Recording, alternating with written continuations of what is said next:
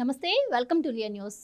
September 9న అన్నదాత పోరు పేరుతో YCP ఒక కార్యక్రమానికి పిలుపునిచ్చింది. దీనికి సంబంధించిన పోస్టర్ను ఈరోజు సజ్జల రామకృష్ణారెడ్డి గారు రిలీజ్ కూడా చేశారు. ఆ రోజున అన్ని ఆర్డీఓ కార్యాలయాల ముందు నిరసన తెలుపుతామని చెప్పి వాళ్ళు ప్రకటించారు. మరి రైతులకు మా ప్రభుత్వం చాలా చేసింది, ఎన్నికల్లో మరి మాకెందుకు రైతులు ఓట్లు వేయలేదు అని చెప్పి జగన్మోహన్ రెడ్డి గారు కూడా ఎన్నికలు అయిపోయిన తర్వాత 1-2 సార్లు పెట్టినటువంటి ప్రెస్ మీట్లతో మాట్లాడటం జరిగింది. మరి ఈ పోరు తర్వాత లేదు అంటే ఈ పోరుకి రైతులు వాళ్ళని నమ్మి దీంట్లో పాల్గొనే అవకాశం ఉందా?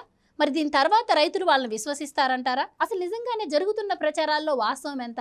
యూరియా కొరత నిజంగానే ఉందా? రైతులను అడ్డు పెట్టుకొని వైసీపీ చేస్తున్నటువంటి ఈ రాజకీయాన్ని ఏ విధంగా చూడొచ్చు తెలుసుకుందాం. మనతో పాటు ఉన్నారు సీనియర్ జర్నలిస్ట్ డివి శ్రీనివాస్ గారు.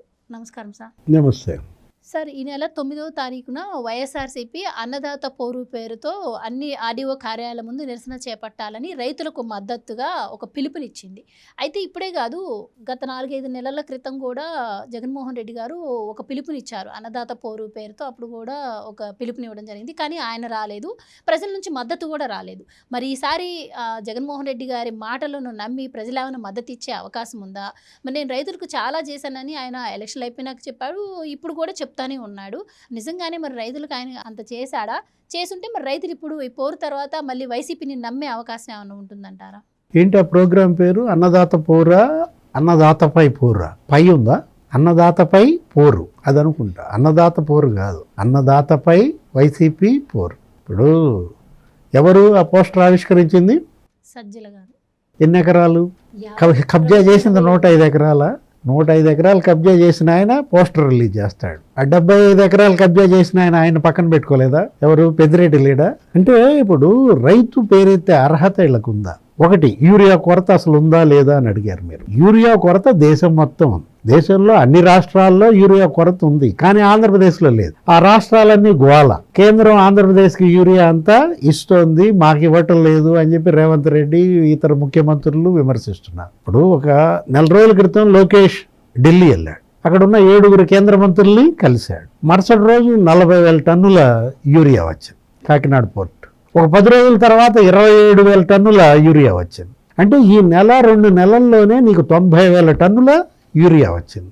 ఎక్కడుంది ఇంకా యూరియా కొరత? అంటే లేని కొరత వీళ్ళు సృష్టిస్తున్నారు.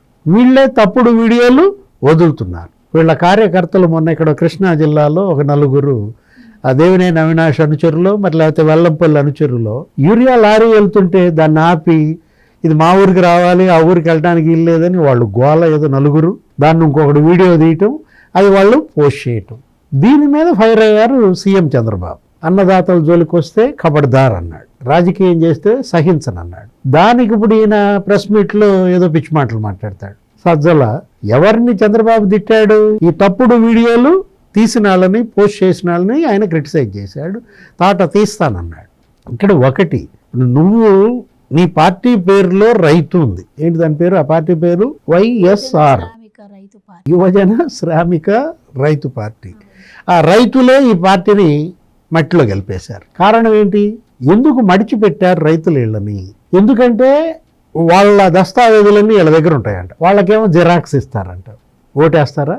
నా దస్తావేజులు నా దగ్గర ఉండకుండా ప్రభుత్వం దగ్గర ఉంచుకుంటానని ఒక చట్టం తెచ్చాడు, ల్యాండ్ టైటిలింగ్ యాక్ట్. అంటే నేను ఏదైనా కోర్టుకి వెళ్ళే అవకాశం కూడా నాకు లేకుండా. ఆల్రెడీ పాస్బుక్ లో జగన్మోహన్ రెడ్డి గారి బొమ్మ ఉంది. ఎందుకు? ఆయన ఇచ్చాడా భూమి నాకు? మా తాత ఇచ్చిన భూమి, మా తాత ఫోటో ఉండాలి, నా ఫోటో ఉండాలి. జగన్ ఏమన్నా ఈ భూమి నాకు ఇస్తే అసలు నువ్వు ఇవాళ ఉంటావు సీఎంగా, రేపు పోతావు. అదేం చేసుకోను నేను? ఇప్పుడు జగన్మోహన్ రెడ్డి సీఎంగా ఉన్నప్పుడు ఆ ఫోటో ఏదో అనుకుంటాం, నువ్వు దిగిపోయినాక నేనేం చేసుకోవాలి ఆ ఫోటోని? అందుకదా నెలకేసి కొట్టింది.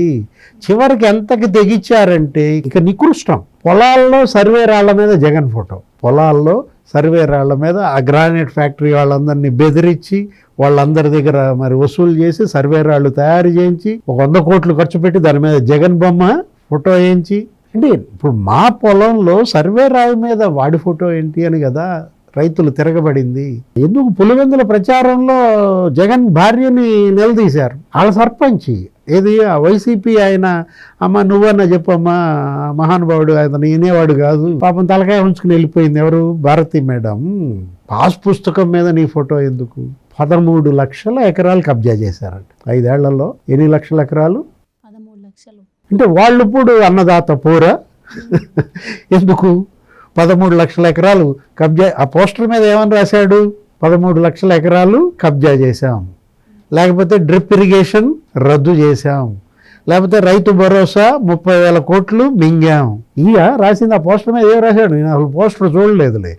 డ్రిప్ ఇరిగేషన్ అనేది చంద్రబాబు తీసుకొచ్చాడు. అప్పట్లో వాజ్పేయి ప్రధానమంత్రిగా ఉన్నప్పుడు సురేష్ ప్రభు, చంద్రబాబు ఈ మైక్రో ఇరిగేషన్కి టాస్క్ ఫోర్స్ ఆయన పెడితే వీళ్ళు ఇచ్చిన రికమెండేషన్స్లో సబ్సిడీ మీద డ్రిప్ ఇవ్వాలి, రైతుకి స్ప్రింక్లర్స్ ఇవ్వాలి, మరి 90% సబ్సిడీ ఇవ్వండి.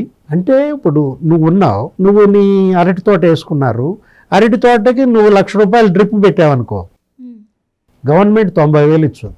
అంటే 10,000తో నీకు ₹1,00,000 డ్రిప్ నీ పొలంకి వస్తుంది, నీ తోటలో వేసుకోవచ్చు. ఇట్లా వాళ్ళు ఇస్తే ఏం చేశాడు? రద్దు చేశాడు. అసలు ఎవరన్నా ఆ సబ్సిడీ రద్దు చేస్తారా? నువ్వు ఇంకా పెంచాలి. ఆయన 90% ఇచ్చాడు అనుకో, నేను 100% ఇస్తా. ఇది కదా చేయాల్సింది. రాజశేఖర రెడ్డి అలా చేశాడు. ఎన్టీఆర్ ఏం చేశారు? ఆయన 50 హార్స్ పవర్కి కరెంటు ఇది చేశాడు, 50 హార్స్ పవర్. అంటే దానివల్ల ఏం జరిగింది? అప్పుడు యూనిట్కి ఎంత పడింది? ఎన్టీఆర్ స్కీమ్ వల్ల ₹1/2 ఎంత పడింది. అసలు ఎందుకు ₹1/2? ఇప్పుడు ఎన్టీఆర్ పెట్టిన 50 హార్స్ పవర్ విద్యుత్ ఉచితం అది కాదు, ఆ ₹1/2 కూడా తీసేయండి, ఉచితంగా ఇద్దామన్నాడు రాజశేఖర రెడ్డి. అదే ఉచిత విద్యుత్ అనే స్కీమ్. రాజశేఖర రెడ్డి అబ్బో ఉచిత విద్యుత్ ఇచ్చాడు అన్నట్టుగా అప్పట్లో బిల్డప్. మరి రైతులు బాగా అతనితో కొంత నడిచారు, ఆ తర్వాత దడుచుకున్నారు. ఆయన కూడా మరి అదే జలయజ్ఞం అని చెప్పి ధనయజ్ఞం చేశాడు, కబ్జాలు చేశాడు. అది ఇంకో స్కామ్. స్పెషల్ ఎకనామిక్ జోన్స్ అని తెచ్చి రైతుల భూములని ఆయన లాక్కున్నాడు, కాల్చి చంపారు. ఎవరు? రాజశేఖర రెడ్డి. అట్లా అప్పుడు దాన్ని మించి జగన్మోహన్ రెడ్డి ఏం చేశాడు? పాస్ పుస్తకం నాదే, నీ పొలము నాదే, అందులో సర్వే రాళ్ళు నాయే అంటే రైతులు ఓటేస్తారా? ఆ రోజు ప్రెస్ మీట్ పెట్టి ఏమన్నాడు? ఓడిపోయిన రోజు ప్రెస్ మీట్ నువ్వు విన్నావా? 54 లక్షల మంది రైతులకి నేను అంత చేసా, బటన్ నొక్కా, వాళ్ళ ఓట్లు ఏమైనాయి అన్నాడు. 56 లక్షల మహిళలకి నేను ఇది ఇచ్చాను, వాళ్ళ ఓట్లు ఏమైనాయి అన్నాడు. ఇవాళ రైతులు, మహిళలు, యువతరమే జగన్ని మడిచిపెట్టింది. ఎందుకంటే అంతగా వాళ్ళకు ద్రోహం చేశాడు. రైతు ద్రోహిగా, మహిళా ద్రోహిగా, యువత ద్రోహిగా ఉన్న జగన్మోహన్ రెడ్డి ఇప్పుడు ఆందోళనలు, నిరసనలు అంటే సరే, నిరసన ఎప్పుడు? రేపు 9వ తారీఖు. జగన్మోహన్ రెడ్డి పాల్గొంటాడా?